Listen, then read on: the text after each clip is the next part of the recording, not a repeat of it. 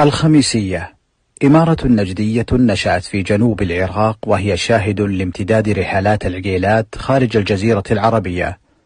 سميت الخميسية نسبة لمؤسسها الأمير عبد الله بن صالح الخميس من أهل بلدة قصيعة الواقعة في أرياف بريدة الغربية. وتقع الخميسية في جنوب العراق في منطقة الأهوار.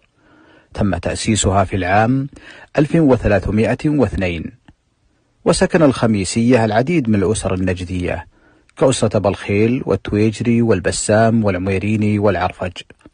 ومن آثارها مسجد الخميسية وقصر الخميس، قد تولى القضاء فيها الشيخ علي العرفج من أهل مريدسية، ثم خلفه الشيخ عبد المحسن أبا بطين.